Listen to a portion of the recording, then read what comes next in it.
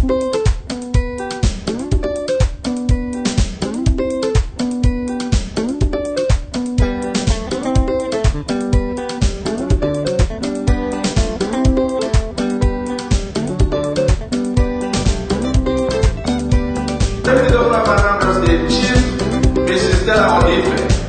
woman, one people, so please come and brush minds with us and tell us a thing or two before we go to the question and answer sessions.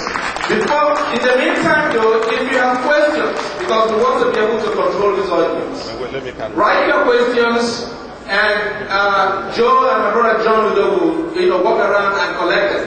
And we will try to do the best we can to accommodate everybody's question. Thank you.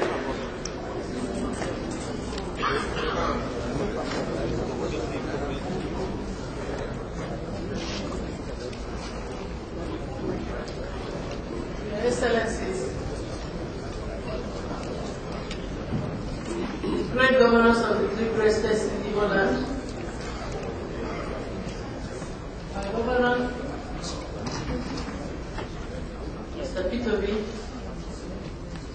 by marriage, my governor, Dr. Oji, by birth, my governor, Ohakim, by education. The most important part of my life, my secondary school was in Owerri, and so by right, I'm a complete package of an Igbo woman.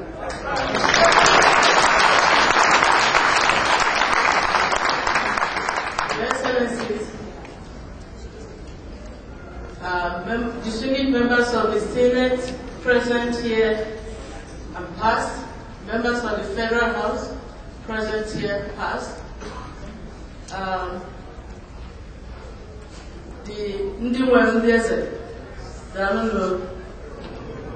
President of the chairman of this great gathering, the executive members of this great gathering, the Igbo Congress, my distinguished ladies, so radiantly dressed, I appreciate you. Members of the press here present, I could go on and on, but allow me to adopt all protocols observed. I do not have much to say except that I stand here as a mother, as a sister, as a daughter. And I stand here representing the women and telling the women it's time for us to come forward, in politics in particular. You've been lagging behind, who have been lagging behind. And I stand here to correct the impression that only those women are found in politics. I've been married for 36 years.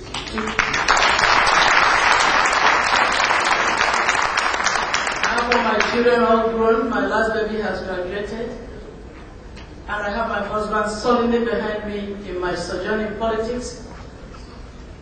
And you have no reason not to come out to support the men. One of the greatest things that have pulled Nigeria as a whole back is lack of the fact that women recognizing the role we women can play. I am not here to preach about my sojourn in politics. I've come here at the same time in dual capacity as your sister. I also came here to give you a message given to you by one of your illustrious sons too. Permit me to read his address.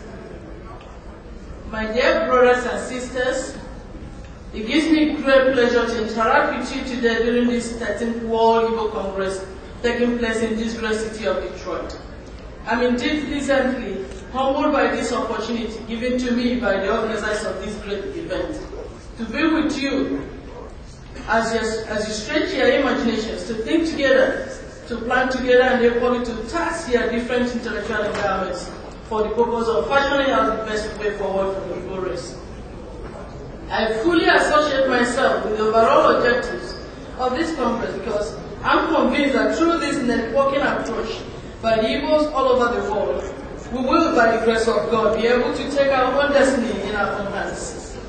Before I continue, let me please sincerely apologize for my inability to be here personally in Detroit during this conference for reasons which I have already explained to the organizers. In order, however, to underscore the importance I attach to this Congress, I decided to request that Mrs. Odife represents me. It will be by the grace of God, by my greatest pleasure to fully participate in future Congresses.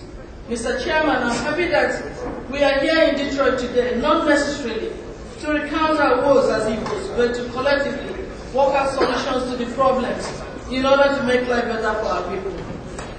As I did say on a number of occasions during my campaign for the last elections in my country, the only actions acceptable from us as Igbo politicians and elites are those ones which are aimed at lifting up our people and stopping their sufferings.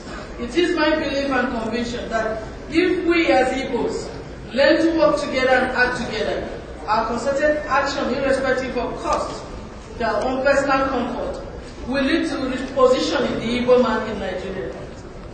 Our collective and concerted actions will definitely restore the Igbo man to that position of dignity, trust and respect which he enjoyed among other Nigerians during his days of glory in our country. I've always said on several occasions in the past, when I have opportunity to speak to our people, that we Igbos have suffered enough and an end must be put to our suffering. I'm sure that every one of you has the same commendable objectives of ensuring that the Igbo man fares better in the Nigerian scheme of things. I have been told to summarize, so let me just give you a brief of what is in my paper. The most important aspect of this is Think Home Project. Having gone with the issue of credible leadership for our people, let me also bring up another matter that can help lift up the quality of life among our people. For want of better terminology, let me call it Think Home Project. What do I mean by this? This simply means using the Igbo in diaspora as means of exporting home to our people on a regular basis. Some employment generating and life-saving projects. Some of our raw materials, which are now being wasted in various areas, such as cashew nuts from Jokibo, Umaya Aziz, abundant cassava and maize from Eka and Ikwere areas, could be a basis for establishing small-scale industries. My dear brothers and sisters, I just wish to thank you for this opportunity given to me. It's a privilege to be here, and I hope you enjoy your company in the nearest future. Thank you very much. Thank you. You know, we need some answers if we can, because this is serious business. We have questions from you. We need to be able to at least have His Excellencies hear your questions and also be able to respond. And these questions cannot be adequately answered if you drown any noise. Before we proceed to the questions, please, ladies and gentlemen, I also wish to use this opportunity